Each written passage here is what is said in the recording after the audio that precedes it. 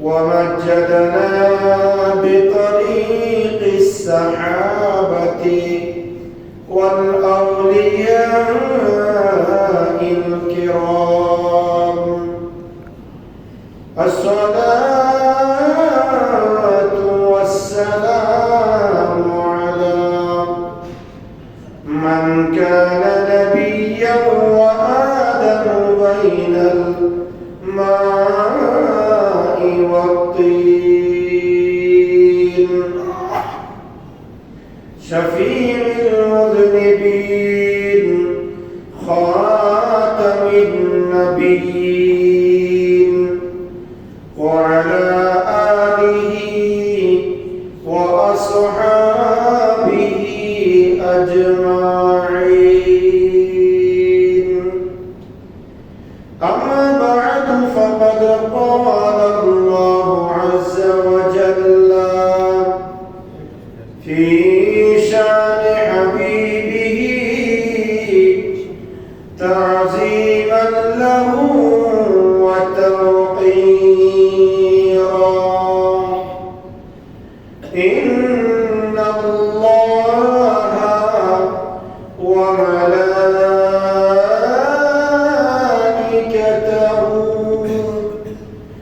يصلون على النبي، يا أيها الذين آمنوا صلوا عليه وسلموا تسليما. صلى الله على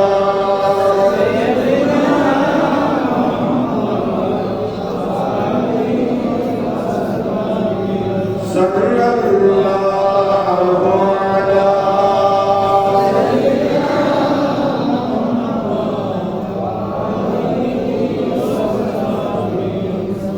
صلى الله على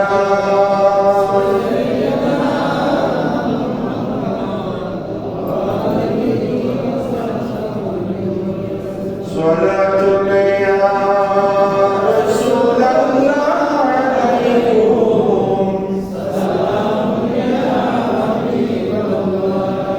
صلاة يا رسول الله عليكم.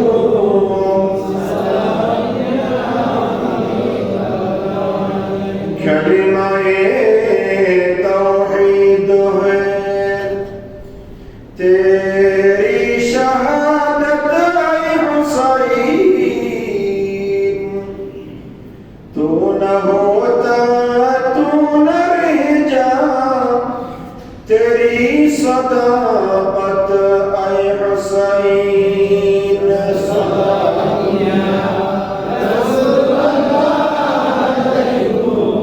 सलाम या हबीब अल्लाह, तेरी कुर्बानी ने जिंदा कर दिया इस्लाम को, तू रहेगा ताबद तेरी बदौलत ऐ हुसैन। सलाम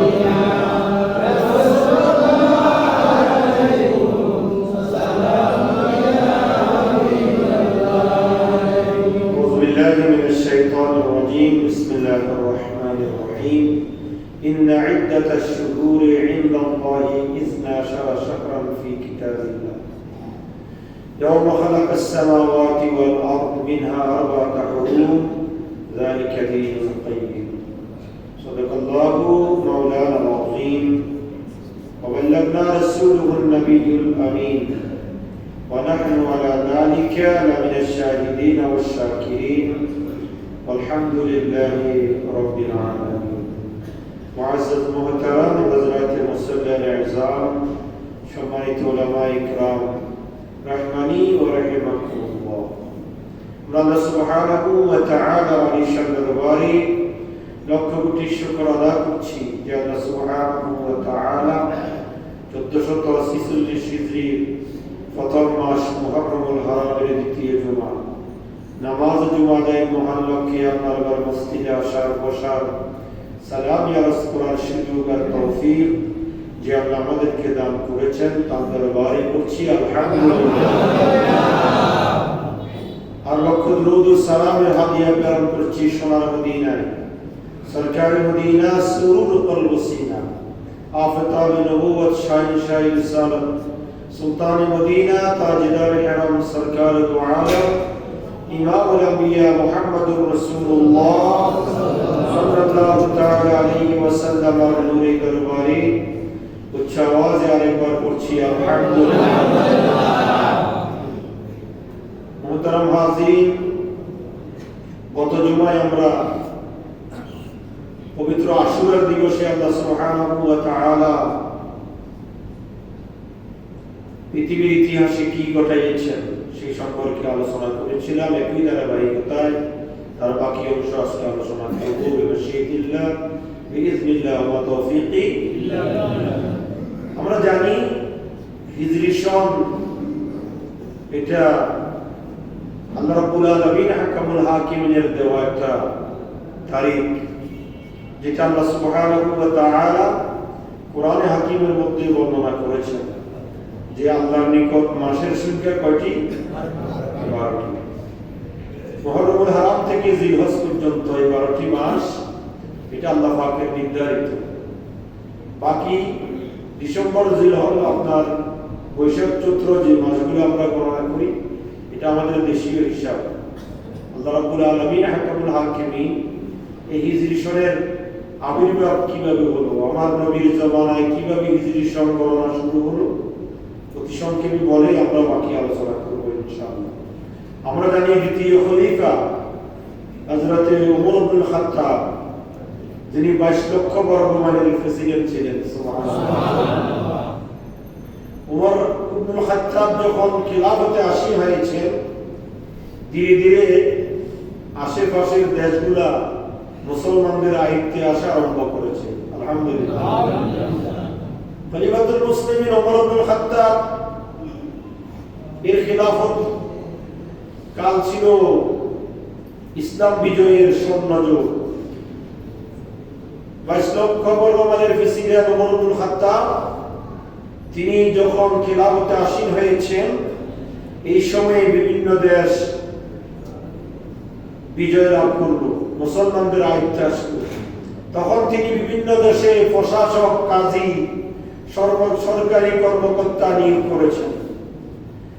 এই বিভিন্ন দেশে সরকারি কর্মকর্তার কাছে প্রধানমন্ত্রী কর্তৃক বিভিন্ন চিঠি ইস্যু করা হয়, কিন্তু ওই চিঠির মধ্যে কোনো দিন, তারিখ, সময় নির্ধারিত না থাকার কারণে ওই দেশের প্রশাসকগণ সরকারের আদেশ হুকুম নির্দিষ্ট সময়ে পালন করতে অপারগ হয়ে যান। কোন চিঠিটা আগে এসেছে, কোন আদেশটা আগে দিয়েছেন, কোন আদেশ পরের আদেশ, কোন নির্দেশ আগের, কোন নির্দেশ পরের, এটা নির্ধারণ করতে পারি আমরা তারিখের মাধ্যমে। কথা বলেন ঠিক কি না?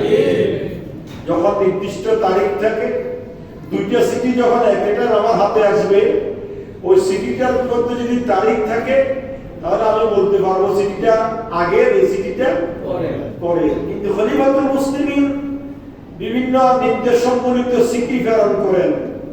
ওই চিঠির মধ্যে কোনো সুনির্দিষ্ট দিন, তারিখ, সন না থাকার কারণে তখন তাদেরকে সরকারের হুকুম পালন করতে বিভাগে করতে হয়। এক প্রকার অভিযোগ নিয়ে তৎকালীন কুফার গভর্নর আবু মুসা আশআরী রাদিয়াল্লাহু তাআলা আনহু, অত্যন্ত জলিলুল কদর সাহাবী ছিলেন আবু মুসা আশআরী। সেই আবু মুসা আশআরী রাদিয়াল্লাহু তাআলা আনহু খলিফাতুল মুসলিমিন ওমর ইবনে খাত্তাবের নিকট চিঠি লিখেছেন যে ওমর ইবনে খাত্তাব, যে আমাদের যে আপনার আদেশ সম্বলিত চিঠি আমরা পেয়ে থাকি, সেই চিঠিতে নির্দিষ্ট সন, তারিখ না থাকার কারণে আপনার হুকুম পালন করতে আমাদের অপারগতা প্রকাশ করতে হয়।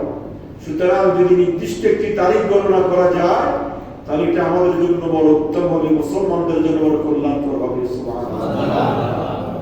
তখন ওমর ইবনে খাত্তাব পরামর্শ সবাই বসলেন, হযরতে উসমান যুল নুরাইন, আলী মুর্তজার মতো বড় বড় সাহাবায়ে কেরামকে নিয়ে খলিফাতুল মুসলিমিন ওমর ইবনুল খাত্তাব পরামর্শ সভার আয়োজন করলেন। পরামর্শ সভায় এক একজন এক একটা অভিমত ব্যক্ত করছেন যে আমরা কিভাবে হিজরি সনের আবির্ভাব, হিজরি সন গণনা করতে পারি।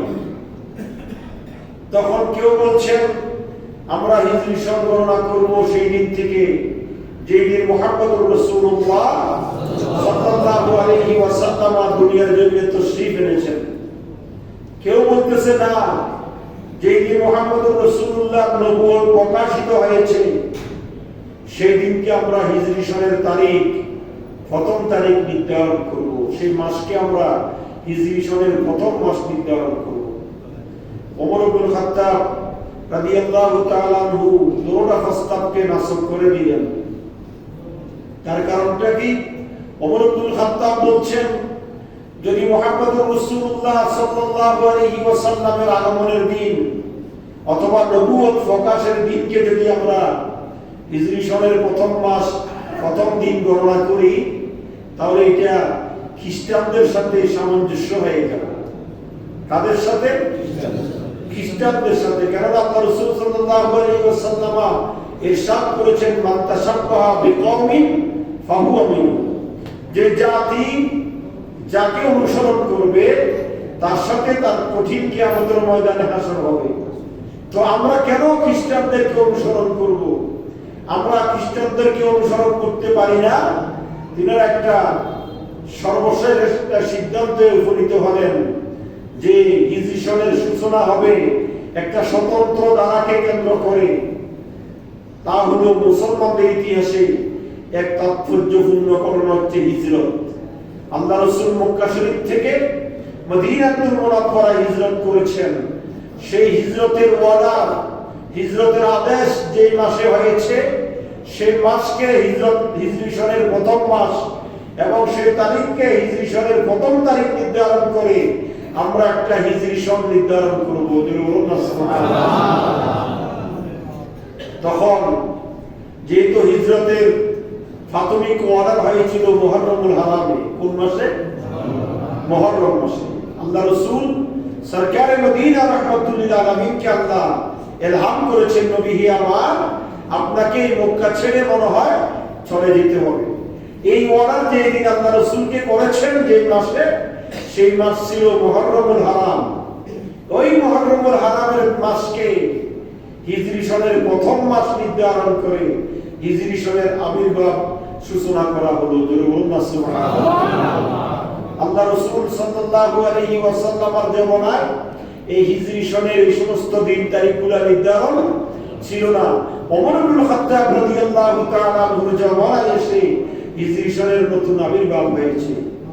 এই হিজরি সন আবির্ভাব হওয়ার পরে আমরা তো জানি যে কোরআনে 12টি মাসের কথা কি আছে? উল্লেখ আছে। কোরআনে কয়টা মাসের কথা উল্লেখ আছে? ইংরেজি কয় মাস? বাংলা কয় মাস? 12 মাস। কিন্তু এই আরবি 12 মাসের কথা আল্লাহ কোরআনে হাকিমের মধ্যে আল্লাহ ব্যক্ত করে দিয়েছেন। এই কোরআনে নাই কি? এই কোরআনে নাই কি? কিছু নাই, এমন কিছু আছে? ইন্না ইদ্দাতাশ শুহুরি ইনদাল্লাহি 12 শাহরান ফি কিতাবিল্লাহ। আল্লাহ বলেন এই কিতাবের মধ্যে মাসের সংখ্যা কয়টি? 12টি। এই 12টি মাস আল্লাহ সুবহানাহু ওয়া তাআলা বান্দার জন্য নির্ধারণ করেছেন। আর এই হিজরি সনের আবির্ভাব হয়েছে, সূচনা হয়েছে এই মুহররমুল হারাম থেকে। এইজন্য মুহররমুল হারামকে হিজরি সনের প্রথম মাস নির্ধারণ করা হয়েছে। সুবহানাল্লাহ। আমরা গত জুমায় আলোচনা শুনেছিলাম যে এই মুহররমুল হারাম, যে মুহররমুল হারাম আমাদের থেকে গত হয়েছে গত বুধবার, যে দিনকে আমরা অত্যন্ত আগ্রহ ভরে পালন করেছি। অসংখ্য ইমানদার মুসলমানেরা আমরা রোজা রেখেছি। কেননা রোজা এই জন্য রেখেছি, এই মাসকে আমরা এই জন্যই পালন করেছি। আল্লাহ বলেছেন ওয়াযাক্কিরহুম বিআইয়ামিল্লাহ, তোমরা আল্লাহর উল্লেখযোগ্য দিনগুলোকে উদযাপন করো। সুবহানাল্লাহ। কার নির্দেশ? আল্লাহ বলেছেন ওয়ালাকাদ আরসালনা মূসা বিআয়াতিনা আখরিজ কওমাকা মিনাজ যুলুমাতি ইলান নূর। ওয়াযাক্কিরহুম বিআইয়ামিল্লাহ ইন্না ফী যালিকা লাআয়াতিন লিকুল্লি সাব্বারিন শাকুর। আল্লাহ বলেছেন, বান্দারে আমার, বড় বড় উল্লেখযোগ্য দিনগুলো তোমরা উদযাপন করো, পালন করো। তো আমরা মুহররমুল হারামকে রোজার মাধ্যমে পালন করি, মুহররমুল হারামকে আলোচনা মাহফিলের মাধ্যমে পালন করি, মুহররমুল হারামে ফাতিহা নামাজের মাধ্যমে আমরা পালন করি, ভালো খানা তৈরি করে তিন মিসকিন অসহায় আত্মীয় স্বজনকে খাওয়ানোর মধ্য দিয়ে আমরা পালন করি। এটা আল্লাহর নির্দেশ। সুবহানাল্লাহ। আমরা জানি এই মুহররমুল হারামে আল্লাহ আসমান জমিন পৃথিবী সৃষ্টি করেছেন। এই মুহররমুল হারামের 10 তারিখে জিবরাইল ফেরেশতা সহ অসংখ্য ফেরেশতা আল্লাহ সৃষ্টি করেছেন। এই মুহররমের 10 তারিখে আদম ও সফিউল্লাহর দোয়া আল্লাহর দরবারে কবুল হয়েছে। এই মুহররমুল হারামের 10 তারিখে ইব্রাহিম খলিলুল্লাহর জন্য নমরুদের আগুন ফুলের বাগানে পরিণত হয়েছে। এই মুহররমুল হারামের 10 তারিখে ইদ্রিস আলাইহিস সালামকে আল্লাহ আকাশে উঠিয়ে নিয়েছেন। এই মুহররমুল হারামের 10 তারিখে 18 বছরের কঠিন জটিল রোগ থেকে হযরত আইয়ুব আলাইহিস সালামকে আল্লাহ শিফা দান করেছেন। সুবহানাল্লাহ। কেন আপনি মুহররমুল হারামের 10 তারিখ আশুরার দিবস উদযাপন করবেন না? কেন আপনি আশুরার দিবসকে স্মরণ করবেন না? কেন আপনি আশুরার দিবসকে মহান দিন হিসেবে পালন করবেন না? শুধু তাই নয়, ওয়াকাল্লামাল্লাহু মূসা ওয়া আনজালাত তাওরাতাত তানজিল, যেই দিন মূসা আলাইহিস সালামের উপর তাওরাত নাযিল হয়েছিল, মূসা কলিমুল্লাহ আল্লাহর সাথে যেই দিন কথা বলেছেন, সেই দিন ছিল মুহররমুল হারামের 10 তারিখ। শুধু তাই নয়, ওয়া ফীহি নাজা নূহুন ওয়া মান মাআহু ফিস সাফিনাতি বিযাদিল করিম। আমরা জানি নূহ আলাইহিস সালামের প্লাবন হয়েছিল। কার প্লাবন? নূহ আলাইহিস সালামের জমানায়, ঠিক কি না? আমাদের নবী সব সময় উম্মতের জন্য কাঁদতেন, উম্মতের জন্য দোয়া করতেন। কোনদিন উম্মতকে কি দেন নাই? বদদোয়া দেন নাই। কিন্তু অন্যান্য নবীদের ইতিহাস যদি আমরা দেখতে পাই, নবীরা উম্মতের উপর অসন্তুষ্টি হয়ে আল্লাহর দরবারে বদদোয়া দিয়েছেন। আল্লাহ সাথে সাথে গজব দিয়ে তাদেরকে কি করে দিয়েছে? লূত আলাইহিস সালামের ইতিহাস দেখা যায়, তিনি বদদোয়া দিয়েছেন। গোটা পৃথিবীর জমিনকে আকাশে উঠে আকাশ থেকে উল্টে ছেড়ে দিয়েছেন, সবাই তুলার মতো উড়ে সারখার হয়ে গিয়েছে। নাউযুবিল্লাহ। নূহ আলাইহিস সালাম বদদোয়া দিয়েছেন, রব্বি লা তাযার আলাল আরদি মিনাল কাফিরিনা দাইয়ারা। খোদা, এই জাতির নির্যাতন আর সহ্য হচ্ছে না, তুমি তাদেরকে আযাব দিয়ে কি করে দাও? ধ্বংস করে দাও। আল্লাহ বলেন, নূরে, তুমি যখন দোয়া করেছো, আমি কি আর না পারি তোমার দোয়া কবুল করে না নিতে? তুমি একটা নৌকা তৈরি করো। নূহ আলাইহিস সালাম নৌকা তৈরি করেছেন, আর সেই নৌকার মধ্যে নিজের অনুসারী যারা ছিল তাদেরকে উঠাইছেন, এবং তার সাথে জোড়ায় জোড়ায় প্রত্যেক পশু পাখি, সবাইকে তিনি নৌকার মধ্যে তুলে নিয়েছেন আল্লাহর হুকুমে। তারপরে প্লাবন হয়েছে, 1 ফুট নয়, 2 ফুট নয়, 60 ফুট পানি। গোটা পৃথিবীর জমিন পানির নিচে। গোটা পৃথিবীর জমিন কিসের নিচে? রাওয়ায়াত ভিন্ন আছে, কোন রাওয়ায়াত আছে 40 দিন পর্যন্ত পৃথিবীর জমিন পানি আর পানি ছিল। সুবহানাল্লাহ। কয় দিন? 40 দিন পর্যন্ত পানি আর পানি। আপনি কয় ঘন্টা সাঁতার কাটবেন? কয় ঘন্টা আপনি সাঁতার কেটে পানির উপরে বেঁচে থাকবেন? কিন্তু 40 দিন পানি আর পানি, সবাই নিস্তানাবুদ হয়ে গিয়েছিল। নূহ আলাইহিস সালাম তার সঙ্গী সাথীরা নৌকার মধ্যে আরোহণ করেছেন, সেখানে তারা ছিলেন। নূহ আলাইহিস সালামের নৌকা জুতি পাহাড়ের সাথে ঠেস লেগে সেখানে অবস্থানরত ছিলেন। 40 দিন পরে পানি যখন নেমে গিয়েছেন, নূহ আলাইহিস সালাম তার অনুসারীরা জুতি নামক পাহাড়ের নিচ থেকে দুনিয়ার জমিনে যেই দিন অবতরণ করেছেন, সেই দিন ছিল মুহররমুল হারামের 10 তারিখ, ইয়াউম আশুরা। শুধু তাই নয়, আমরা জানি ইউসুফ আলাইহিস সালামকে তার ভাইরা কি করেছে? কুফের মধ্যে নিক্ষেপ করেছিল। আর ইউসুফ আলাইহিস সালামের কলিজার টুকরা আব্বা জান ইয়াকুব আলাইহিস সালাম কাঁদতে কাঁদতে জাজ্জার হয়েছেন। وفيه رد يوسف على يعقوب بعد حزن الطويل দীর্ঘদিন ইয়াকুব আলাইহিস সালাতু সালাম ছেলের পুত্র সঙ্গে এত কান্না কেঁদেছেন, পৃথিবীর জমিনে যতজন নবী সবচাইতে বেশি কেঁদেছেন তার মধ্যে ইয়াকুব আলাইহিস সালাম একজন। কাঁদতে কাঁদতে 200 অন্ধ হয়ে গিয়েছে পুত্রের সঙ্গে। কার জন্য? কারণ তিনি ছিলেন জলিলুল কদর পয়গম্বর নবী। ইউসুফ আলাইহিস সালামকে ইয়াকুব আলাইহিস সালাম বেশি ভালোবাসতেন নবী হিসাবে। কি হিসাবে? বাকি সন্তানগুলো নবী হন নাই, কিন্তু ইউসুফ আলাইহিস সালামকে আল্লাহ কি দিয়েছেন? নবুয়তের মহান নিয়ামত দিয়ে ধন্য করেছেন। তারা কুফে নিক্ষেপ করেছে, বাগে খেয়ে ফেলছে বলেছে, রক্তমাখা জামা এনে দিয়েছে, অনেক কিছু করার পরে দীর্ঘদিন যখন ইয়াকুব আলাইহিস সালাম পুত্রের জন্য কান্নাকাটি করেছেন, দীর্ঘদিন কান্নাকাটির পরে যেই দিন ইয়াকুব আলাইহিস সালাম ইউসুফ আলাইহিস সালামের সাক্ষাৎ পেয়েছেন, যেই দিন ইয়াকুব আলাইহিস সালামের চোখের জ্যোতি আল্লাহ ইউসুফ আলাইহিস সালামের জামা চোখের সাথে লাগানোর সাথে সাথে চোখের জ্যোতি ফিরে দিয়েছিলেন, সেই দিন ছিল মুহররমুল হারামের 10 তারিখ, ইয়াউম আশুরা। ওয়াফিহি আখরাজা ইউনুসা মিন বাতনিল হুত। আমরা আরো দেখতে পাই হযরতে ইউনুস আলাইহিস সালাম মাছের পেটে ছিলেন। তাও রওয়ায়াতের মধ্যে দেখা যায়, কোন রওয়ায়াত আছে 40 দিন। কার পেটে? মাছের পেটে। দেখেন, নবীরা নির্যাতন সহ্য করতে পারে নাই। আপনার ইউনুস আলাইহিস সালাম তার জাতির নির্যাতন সহ্য করতে না পেরে তিনি তার জাতিকে ছেড়ে একদিকে রওনা হয়েছিলেন। প্রতিমধ্যে সাগর পেরিয়ে যেতে হবে, তিনি সাগরের নৌকায় উঠেছেন, জাতিকে ছেড়ে চলে যাচ্ছেন। ইউনুস আলাইহিস সালামের মালিক কে? কথা বলেন না।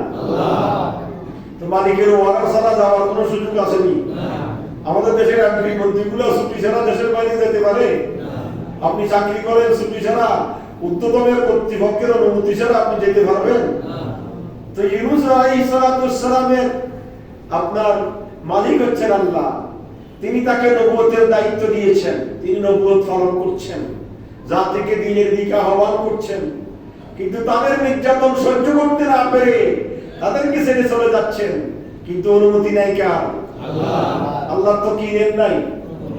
অনুমতি নেন নাই। সাগরের মাঝখানে নৌকা ঘুরপাক খাচ্ছে, বুঝতেছে নৌকার মাঝি বলে এখানে নিশ্চয় মালিকের থেকে অনুমতি নেওয়া ছাড়া কোন ব্যক্তি আছেন, এই জন্য আমার নৌকা সাগরের মাঝখানে কি করতেছে?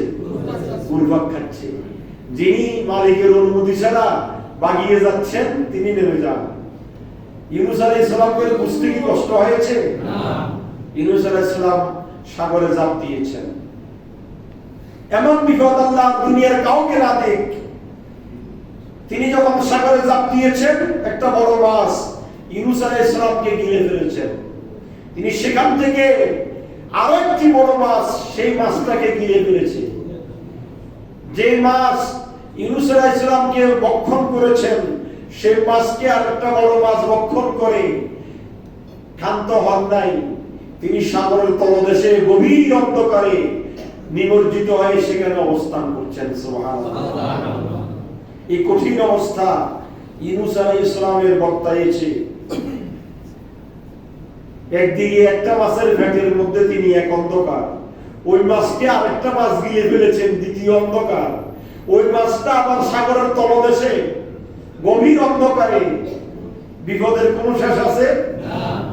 ইউনুস আলাইহিস সালাম মাছের পেটের মধ্যে বসে কাকে স্মরণ করেছেন? লা ইলাহা ইল্লা আনতা সুবহানাকা ইন্নী কুনতু মিনাল যালিমিন। ইউনুস আলাইহিস বলেন, আল্লাহ তুমি ছাড়া তো কোনো ইলাহ নাই, আর আমি ইউনুস জালেমদের অন্তর্ভুক্ত। আল্লাহু আকবার। নিজেকে জালেম বলে আল্লাহর কাছে কি করেছেন? উপস্থাপন করেছেন। আল্লাহ, আমি তো জালেম, আমি জুলুম করেছি আমার নিজের নফসের উপরে, তোমার অনুমতি ছাড়া আমি সাগরে ঝাঁপ দিয়েছি, আরেক দেশে চলে যাচ্ছিলাম। আল্লাহ, আমি জুলুম করেছি নিজের নফসের উপর, আমাকে তুমি ক্ষমা করে দাও। আমার আল্লাহ রাব্বুল আলামিন হাকামুল হাকিমিন ইউনূস নবী কয়বার বলেছেন আল্লাহই ভালো জানে। ইউনূস আলাইহিস সালাম বলার সাথে সাথে আল্লাহ জবাব দিচ্ছেন, ফাস্তাজাবনা লাহু ওয়া নাজ্জাইনাহু মিনাল গাম্মি ওয়া কাযালিকা নুনজিল মুমিনিন। ইউনূস রে, তোমার মাধ্যমে জগৎবাসীকে আমি শিক্ষা দিচ্ছি। শুধু তুমি নয়, আজকে থেকে শুরু করে কিয়ামত পর্যন্ত যত আমার বান্দা দুনিয়ার জমিনে আসবে, আমার বান্দারা মুসিবতের মধ্যে পড়ে যখন আমি আল্লাহকে ডাক দিবে, আমি আল্লাহর সাথে সাথে তার ডাকে সাড়া দিয়ে যত বড় মুসিবত হোক না কেন, সমস্ত মুসিবত থেকে আমি আল্লাহ তাকে উদ্ধার করব। জোরে বলুন সুবহানাল্লাহ। যেই দিন ইউনূস আলাইহিস সালাম মাছের পেট থেকে বের হয়ে সাগরের কূলে অবস্থান করেছিলেন, সেই দিন ছিল মুহররমুল হারামের 10ম তারিখ, আশুরার দিবস। জোরে বলুন সুবহানাল্লাহ। ইউনূস আলাইহিস সালামকে মাছ সাগরের পাড়ে এসে কি করে দিয়েছে? বমি করে দিয়েছে। পশুও বাচ্চা দিলে যেরকম গায়ের ভিতর লালা ময়লা আবর্জনা লেগে থাকে, ইউনূস আলাইহিস সালামের গোটা শরীর ওরকম হয়ে গিয়েছে। আল্লাহ সুবহানাহু ওয়া তাআলা ইউনূস আলাইহিস সালামের জন্য সাগরের কুলদেশে, যেখানে ইউনূস নবী মাছে বমি করেছেন, সাথে সাথে সেখানে একটা কদু গাছ তুলে দিয়েছেন। সুবহানাল্লাহ। লাউ গাছে ওষুধ পেতে হয় না, কারণ লাউ গাছের মধ্যে কোনো পোকামাকড় বসে না। সে লাউ গাছের বৈশিষ্ট্য হচ্ছে লাউ গাছ নিচের দিকে যাবে, কিন্তু ইউনূস আলাইহিস সালামের জন্য যেই লাউ গাছ আল্লাহ সেখানে উঠাই দিয়েছেন, মুহূর্তের ভিতরে সেই লাউ গাছটা বড় হয়ে ডালপালা বিশিষ্ট হয়েছে। আর রৌদ্রের কিরণ যাতে করে ইউনূস আলাইহিস সালামের গায়ে না পড়ে, সেই জন্য তাকে ছায়া দিয়েছেন। সুবহানাল্লাহ। ইউনূস আলাইহিস সালাম কিভাবে বড় হবেন, কিভাবে সুস্থ হবেন? একটা হরিণ এসে সকাল সন্ধ্যায় তাকে দুধ পান করাই যেতেন। সুবহানাল্লাহ। মুসিবত যত বড়ই হোক না কেন, বান্দা যদি আল্লাহর কাছে নত হয়ে যায়, আল্লাহ মুসিবত থেকে বান্দাকে কি করেন? উদ্ধার করেন। শুধু তাই নয়, ওয়াফিহি রাফাআ ঈসা ইলাস সামা, আমরা দেখতে পাই ঈসা আলাইহিস সালামকে আল্লাহ আকাশে উঠাই নিয়েছিলেন, ঠিক কি না? যেই দিন আল্লাহ রাব্বুল আলামিন ঈসা আলাইহিস সালামকে, ঈসা আলাইহিস সালামের অনুসারীরাও নবীকে নির্যাতন করেছেন। নির্যাতন করতে করতে একদিন ঈসা রুহুল্লাহকে মারার জন্য দৌড়ানো আরম্ভ করলেন। ঈসা রুহুল্লাহ করে গিয়ে একটা ঘরে প্রবেশ করেছেন। কোথায়? ঘরে যখন প্রবেশ করেছেন, সাথে সাথে আল্লাহ রাব্বুল আলামিন হাকামুল হাকিমিন ওই ঘরের ছাদকে ওপেন করে ঈসা রুহুল্লাহকে সাথে সাথে আকাশে উঠিয়ে নিয়েছেন। সুবহানাল্লাহ। ঈসা রুহুল্লাহকে যে দৌড়াচ্ছে, একজন আগে আছে না? একজন কোথায় আছে? যারা দৌড়াচ্ছে তাদের মধ্যে দুই একজন তো আগে আছে। যিনি আগে ওই ঘরে প্রবেশ করেছেন, আল্লাহ রাব্বুল আলামিন হাকামুল হাকিমিন ঈসা রুহুল্লাহকে সাথে সাথে আকাশে উঠাই নিয়ে ওই ব্যক্তিকে ঈসা রুহুল্লাহর আকৃতি বানিয়ে দিয়েছেন। সুবহানাল্লাহ। আমার আল্লাহ বলেন, ওয়া মা কাতালুহু ওয়া মা সালাবুহু ওয়ালাকিন শুববিহা লাহুম। সুবহানাল্লাহ। আল্লাহ বলেন, ঈসা আলাইহিস সালাম, আপনি ওখানে বসেন, ওখানে বসেন, লোক দিক দিয়ে কেন আসতেছেন? ঈসা আলাইহিস সালাম, আপনার ঈসা আলাইহিস সালামকে আল্লাহ কোথায় উঠে নিয়েছেন? আকাশে। ঈসা আলাইহিস সালামকে আকাশে উঠে নিয়েছেন, আর এইদিকে আল্লাহ রাব্বুল আলামিন হাকামুল হাকিমিন ওই ব্যক্তিকে ঈসা আলাইহিস সালামের আকৃতি বানিয়ে দিয়েছেন। পরবর্তীতে যারা এসেছেন তারা তাড়াতাড়ি বলে যে ঈসাকে পেয়েছি। তখন কি করলেন? ঈসা আলাইহিস সালামকে গলায় কাস্তে ঝুলাই তারা ঈসার উপরে মেরে ফেলেছেন। তখন তারা বলল, আমরা ঈসাকে কাস্তে ঝুলাইতে পেরেছি, তাকে মেরে ফেলেছি। আল্লাহ বলেন, ওয়া মা কাতালুহু ওয়া মা সালাবুহু, ওয়ালাকিন শুববিহা লাহুম, তোমরা আমার নবী ঈসাকে মারতে পারো নাই, কতল করতে পারো নাই, কাস্টে ঝুলাইতে পারো নাই, বরং আমি তোমাদের ব্যক্তিকে সেই ঈসা রুহুল্লাহর আকৃতি বানাই দিয়েছি। তোমরা তোমাদের ব্যক্তিকে মেরেছো, কাস্টে ঝুলাইয়েছো, আমি আমার নবী ঈসাকে নিরাপত্তা দান করেছি। যেদিন ঈসা রুহুল্লাহকে তার জাতি থেকে মুক্তি দেওয়ার জন্য আল্লাহ সুবহানাহু ওয়া তাআলা আকাশে উঠাই নিয়েছিলেন, সেই দিন ছিল মুহররমুল হারামের 10 তারিখ, আশুরার দিবস। আমরা জানি পৃথিবীর জমিনে মহান রাজত্ব দিয়েছেন আল্লাহ। জলিলুল কদর একজন পয়গম্বর নবী সুলাইমান, কথা বলেন ঠিক কি না? সুলাইমান আলাইহিস সালামের জীবনী যখন আলোচনা করেছিলাম আপনারা শুনেছেন। নবী সুলাইমানকে আল্লাহ রাজত্বের মালিক বানিয়েছেন। যেই দিন ওয়াফিহি রাদ্দা সুলাইমান মুলকা, আল্লাহ রাব্বুল আলামিন নবী সুলাইমানকে রাজত্ব দিয়েছেন সেই দিন, যেই দিন মুহররমুল হারামের 10 তারিখ ছিল। সুবহানাল্লাহ। ওয়াফিহি তাযাওয়াজা মুহাম্মাদুর রাসূলুল্লাহ সাল্লাল্লাহু আলাইহি ওয়াসাল্লাম বাইনা খাদিজাতুল কুবরা তাহিরা রাদিয়াল্লাহু তাআলা আনহা, যেদিন আমার নবীর সঙ্গে আম্মা খাদিজাতুল কুবরা তাহিরার সঙ্গে শাদী মুবারক হয়েছে। আমার নবীর 25 বছর, মা খাদিজাতুল কুবরা 40 বছর বয়সে আমার নবীর সঙ্গে যেই দিন খাদিজাতুল কুবরার শাদী মুবারক হয়েছে সেই দিন ছিল মুহররমুল হারামের 10 তারিখ। শুধু তাই নয়, ওয়াফিহি কুতিলা সিবতু রাসূলিল্লাহ সাল্লাল্লাহু আলাইহি ওয়াসাল্লাম মুসাইন ওয়া মান মাআহু কাসীরাম মিনহুম কলিল। মুসাইন আলাইহিস সালাতু মুসাইন রাদিয়াল্লাহু তাআলা আনহু, ইমাম আল মাকাম ইমাম মুসাইন রাদিয়াল্লাহু তাআলা আনহু সহ নবী পরিবারের 72 জন সদস্য ইসলামের জন্য কারবালার ফোরাত নদীর তীরে নির্মমভাবে শাহাদাতের শরাব পান করেছেন যেই দিন, সেই দিন ছিল মুহররমুল হারামের 10 তারিখ, আশুরার দিবস। শুধু তাই নয়, পৃথিবীর জমিন সৃষ্টি হয়েছে মুহররমুল হারামের 10 তারিখে। এই পৃথিবী ফানা হয়ে যাবে, কুল্লু মান আলাইহা ফান ওয়া ইয়াবকা ওয়াজহু রাব্বিকা যুল জালালি ওয়াল ইকরাম। গোটা পৃথিবী ফানা হয়ে যাবে, একমাত্র আল্লাহ সুবহানাহু ওয়া তাআলা বেঁচে থাকবেন, অটল থাকবেন যেই দিন, সেই দিন হবে মুহররমুল হারামের 10 তারিখ, জুমাবার। জোরে বলুন সুবহানাল্লাহ। এই সমস্ত ইতিহাস মুহররমুল হারাম। মুহররমুল হারাম শুধু আমরা অনেকে মনে করি শুধু মুহররমুল হারাম ইমাম হুসাইনের কারণে। ইমাম হুসাইন শহীদ হয়েছেন, এই জন্য মুহররমুল হারাম এই দিন বেশি সম্মানিত। এই জন্য অনেকে হিংসা করি, মুহররমুল হারামের বিরোধিতা করে, মুহররমুল হারাম পালন করতে নিষেধ করে। আশুরার দিবসে ফাতিহা নামাজ, বালখানা এবং আশুরার দিবসে রোজা রাখা, আশুরার দিবস উদযাপন করাকে অনেকে এটাকে বেদাত মনে করেন, কিন্তু আসলে এটা বেদাতের কিছু নয়।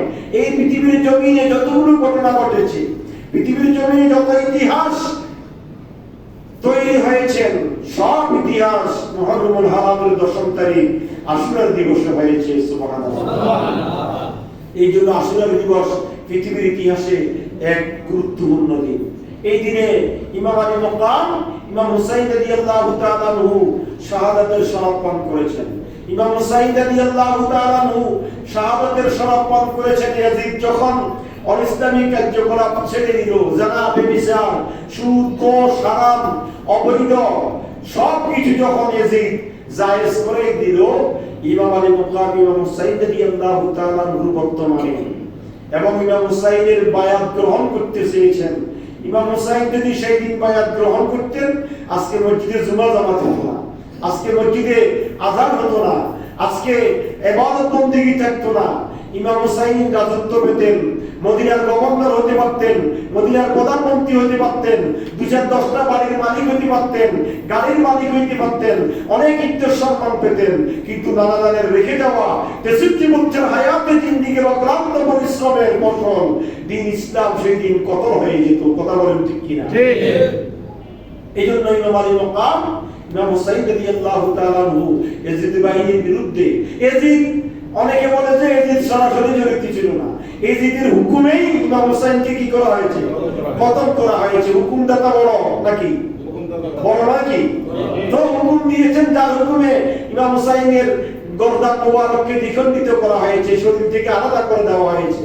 সেই ইমাম হুসাইন রাদিয়াল্লাহু তাআলা আনহু সেই দিন কতল হয়েছেন, শহীদ হয়েছেন ময়দানে রক্ত বেসেছেন, ফোরাত নদীর তীরে কারবালার জমিনকে রক্তাক্ত করেছেন একমাত্র নাজারের ইসলামের জন্য। সুবহানাল্লাহ। সুতরাং সেই হুসাইনি আদর্শ আমাদেরকে গ্রহণ করতে হবে। আল্লাহ রাব্বুল আলামিন হাকামুল হাকিমিনের জন্য বলেছেন, কুল্লা আসআলুকুম আলাইহি আজরা ইল্লাল মাওয়াদ্দাতা ফিল কুরবা। সুবহানাল্লাহ। আল্লাহ বলেছেন, কুল নবী আমার, আপনি আপনার উম্মতদেরকে, আমি আল্লাহর বান্দাদেরকে আপনি জানিয়ে দেন, ওয়াজ করে দেন, ঘোষণা করে দেন, লা আসআলুকুম আলাইহি আজরা, আমি নবী কোন উজরত, কোন প্রতিদান তোমাদের কাছে চাই না। আমরা যে কোনো কাজ করি এটার বিনিময় চাই কি চাই না?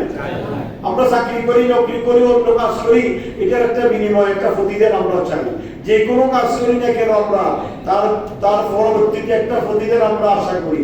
কিন্তু আল্লাহ রাব্বুল আলামিন হাকামুল হাকিমিন আল্লাহর নবীকে বলেছেন, নবী হে আমার, লা আসআলুকুম আলাইহি আজরা, হে নবী আপনি 63 বছর হায়াতে জিন্দেগিতে খেয়ে না খেয়ে জীবন যাপন করেছেন, অক্লান্ত পরিশ্রম করেছেন, আপনি ইসলামের জন্য দান্দা মোবারক শহীদ করেছেন, আপনি 63 বছরে অক্লান্ত পরিশ্রম করেছেন, কাফের মুশরিকদের নির্যাতন সহ্য করেছেন, কোনদিন তাদের জন্য বদদোয়া করেন নাই।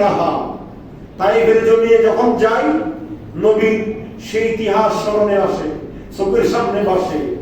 তাইফের জমিনে আমার নবী রক্তে রক্তাক্ত হয়েছে, আমার নবীকে কাফের মুশরিকেরা মেরে রক্তে রক্তাক্ত করে বেহুশ করে ফেলে দিয়েছেন। তখন কাফেররা বলতেছে, মুহাম্মদ কি হয়েছে? শেষ, তাকে শেষ করে দিলাম। তারা কিছু দূরে যাওয়ার পরে আমার নবী যখন নড়েচড়ে উঠেছেন, আবার এসে মেরেছেন। আমার নবীকে টেনে হেসতে তারা বিভিন্নভাবে কষ্ট দিয়েছেন। সাথে সাথে জিবরিল আমিন এসে গিয়েছে। জিবরিল আমিন এসে বলছে, ইয়া রাসূলুল্লাহ, আপনি হুকুম করেন, আপনার হুকুমে দুই ফাহাদকে একত্রিত করে কাফের মুশরিকদেরকে ফিসে মাটির সাথে ধূলিসাৎ করে দিব। আমার রাসূল রক্ত ঝরা শরীর নিয়ে উঠে আল্লাহর দরবারে দুই হাত তুলে দিলেন, আল্লাহ তুমি তো আমাকে রহমাতুল লিল আলামিন করে প্রেরণ করেছো। সুবহানাল্লাহ। আমি তো বদদোয়া দেওয়ার জন্য আসি নাই। আমি নূহ আলাইহিস সালাম নয়, আমি লূত আলাইহিস সালাম নয়, আমাকে তুমি রহমাতুল লিল আলামিন বানিয়েছো। আর আমি রহমাতুল লিল আলামিন হয়ে উম্মতের জন্য কি করে বদদোয়া করব? আল্লাহ তোমার দরবারে দোয়া করি, এই সমস্ত কাফের মুশরিকরা আমাকে চিনে নাই, আমি যে তোমার নবী, আমাকে বুঝতে পারে নাই, আমার শান মান মর্যাদা তারা বুঝে নাই, না বুঝে আমার উপর জুলুম করেছে। আল্লাহ আমি রহমাতুল লিল আলামিন হয়ে তোমার কাছে ফরিয়াদ করছি, এই সমস্ত কাফের মুশরিকদের হেদায়েত দান করো। সুবহানাল্লাহ। হেদায়েত দিন নাই আল্লাহ। ইমানদার হয়েছেন তারা, ইমানের কলমে পড়ে মুসলমান হয়েছেন, আমার নবীকে সুস্থ করেছেন কে? আল্লাহ। আমার নবী এত কিছু করেছেন, এত ত্যাগ।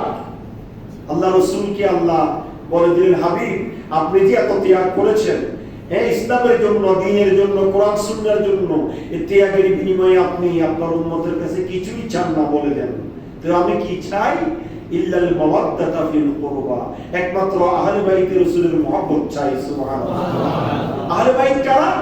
ইমাম হযরত আব্দুল্লাহ ইবনে আব্বাস রাদিয়াল্লাহু তাআলা আনহু হাদিসে পাক বর্ণনা করেছেন, আমার নবীকে জিজ্ঞাসা করেছেন, মান কারাবাতুকা হাউলা আল্লাযিনা ওয়াজাবাত আলাইনা মাওয়াদ্দা, নবী আমার আপনার আহলে বাইত কারা?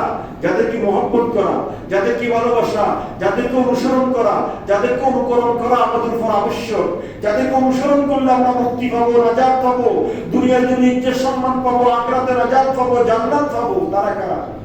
তখন আমার রাসূল বলেছেন, ফাকারা আলিয়ুন ওয়া ফাতিমা ওয়া ইবনাহুমা, আমার আলী, আমার ফাতিমা, হাসনাইন করিমাইন, তাদেরকে অনুসরণ করো, তাদেরকে মহব্বত করো, তাদের পদাঙ্ক অনুসরণ করো, তাহলে তোমরা কষ্ট হবে না, মুসিবতের মধ্যে পড়বে না, তোমরা সমস্যার সম্মুখীন হবে না, আল্লাহ তোমাদেরকে দুনিয়া এবং আখিরাতে নাজাত দান করবেন।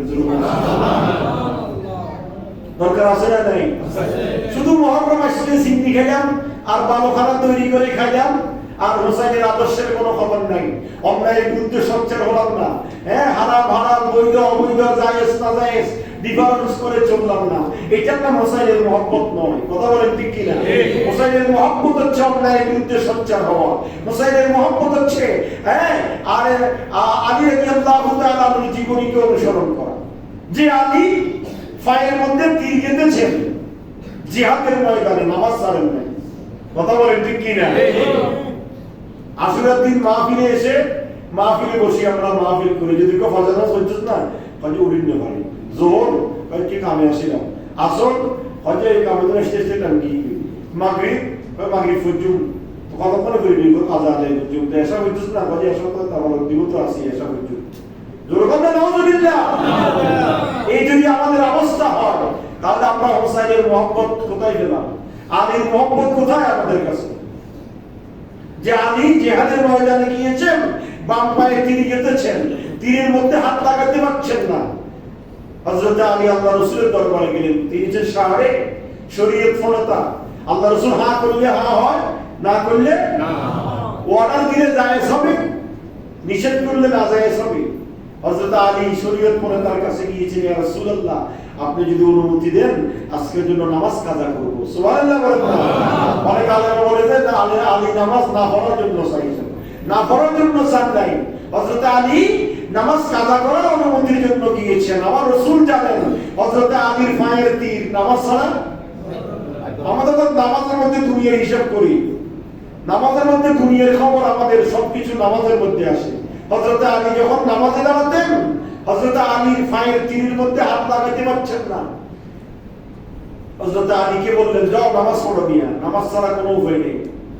হযরত আলী আল্লাহ রাসূল অর্ডার দেন নাই, নামাজ কাজা করার জন্য অনুমতি দেন নাই, তাহলে আর কি কাজা করার সুযোগ আছে? হযরত আলী নামাজে চলে গেলেন। আল্লাহু আকবার। এই আমার রাসূল বলেন এই সুযোগ সাহাবীরা হযরত আলীর তীরের মধ্যে রশি বেঁধে টেনে গুলি গেল, দেখবে খোদার কসম হযরত আলীর খবর হবে না। আল্লাহু আকবার। হযরত আলী রাদিয়াল্লাহু তাআলা নামাজ পড়েছেন, সালাম আলাইকুম রাহমাতুল্লাহ, সালাম আলাইকুম রাহমাতুল্লাহ বলে দেখে শরীরের মধ্যে তীর নাই, গোটা মসজিদ রক্তে রক্তাক্ত হয়ে গিয়েছে। হযরত আলী বললেন আমার তীর গেল কোথায়? সাহাবায়ে কেরাম অবাক হয়ে গেলেন, কি আলী যে তীরের মধ্যে তুমি হাত লাগাতে পারছিলা না, সেই তীরের মধ্যে রশি বেঁধে সজোরে আমরা টেনে খুলেছি, তোমার কি খবর হয় নাই? হযরত আলী বলছে খোদার কসম আমি নামাজ যখন পড়ছিলাম, সুবহান রাব্বিয়াল আলা বলে যখন আল্লাহর বরকতের ঘোষণা করছিলাম, খোদার কসম করে বলছি তোমরা আমার তীরের মধ্যে রশি বেঁধে টেনে টেনে খুলেছো, আমার একটু খবর হয় নাই। হযরত আলীকে জিজ্ঞাসা করা হলো কেন তোমার খবর হলো না? বলে আমি যখন ইলা জিয়াতিল কাবাতির শরীফাতে আল্লাহু আকবার বলে নামাজের মধ্যে দাখিল হয়ে যাই, আমি আমার সামনে আল্লাহ এবং তার রাসূলকে দেখতে পাই। আল্লাহু আমি নামাজের মধ্যে ছিলাম, আমার সবকিছু আল্লাহ এবং রাসূলের দেয়ালে মগ্ন ছিল, যার দরুন তোমরা আমার তীরের মধ্যে রশি বেঁধে টেনে খুলেছো, আমার খবর হয়নি। সুতরাং আমাদেরকে নামাজ পড়তে হবে আলী মুর্তজার মতো। হযরত আলী 10 বছর বয়সে ঈমানের কালেমা গ্রহণ করেছেন, এক ওয়াক্ত নামাজ কাজা করেন নাই। 10 বছর থেকে শাহাদাতের পূর্ব মুহূর্ত পর্যন্ত হযরত আলী জীবনে এক ওয়াক্ত নামাজ কি করেন নাই, কাজা করেন নাই। ফৌত করা না করা তো দূরের কথা, আমরা তো হাদিস সাহেব, গাজী সাহেব, মুফতি সাহেব, মুহাদ্দিস সাহেব, আমাদের খবর নেই, নামাজের খবর নেই। বহুত বড় বড় খতিব দেখেন ফজর নামাজ একদিনও পড়ে না ঠিক মতো, এমনি বড় মসজিদের খতিব হাজার হাজার দিয়ে বেতন, বহুত বড় বক্তা, কিন্তু আপনি খবর নিয়ে দেখেন খবর নেই নামাজের। কিন্তু হযরত আলী শুধুমাত্র এক ওয়াক্ত নামাজ কাজা করার জন্য অনুমতি চেয়েছেন, কাজার অনুমতি পান নাই। হযরত আলী এমন একজন সাহাবী যার জীবনে এক ওয়াক্ত নামাজ কি হয় না। অন্যান্য সাহাবীরা 30 বছর বয়সে 40 বছর বয়সে ঈমানের কালেমা গ্রহণ করেছেন, কিন্তু একমাত্র আলী অল্প বয়সে ঈমানের কালেমা গ্রহণ করেছেন 10 বছর বয়সে। তো 10 বছরে অদ্রিবুহুম আশারা সিনিন, 10 বছর বয়সে নামাজ ফরজ হয়। তা হযরত আলী 10 বছর বয়সে ইসলাম গ্রহণ করেছেন। সেই দিন থেকে মৃত্যুর পূর্ব মুহূর্ত পর্যন্ত এক ওয়াক্ত নামাজ যিনি কাজা করেন নাই, তিনি হচ্ছেন হযরত আলী। সুবহানাল্লাহ। সুতরাং আসুন আহলে বাইতের মহব্বত অন্তরে জাগ্রত করব। আহলে বাইতের মহব্বত মানে নামাজ না পড়া নয়, আহলে বাইতের মহব্বত মানে রোজা না রাখা নয়, আহলে বাইতের মহব্বত মানে শরাব পান করা নয়, আহলে বাইতের মহব্বত মানে হারামের মধ্যে নিমজ্জিত থাকা নয়। আহলে বাইতের মহব্বত হচ্ছে হারাম বর্জন করা, হালাল গ্রহণ করা, কোরআন সুন্নাহ মতে আমল করা। আল্লাহ আমাদেরকে তৌফিক দান করুক, আমিন। আসসালামু আলাইকুম রহমতুল্লাহ। আজকে মাগরিবের নামাজের পরে আমাদের সাবেক মেয়র মহোদয় আলহাজ মঞ্জুরুল আলম সাহেবের ব্যবস্থাপনায় মাগরিব থেকে এশারের পূর্ব মুহূর্ত পর্যন্ত অত্র মসজিদে শাহাদাতে কারবালার স্মরণে মাহফিল হবে। আপনাদের সবাইকে দাওয়াত দেওয়া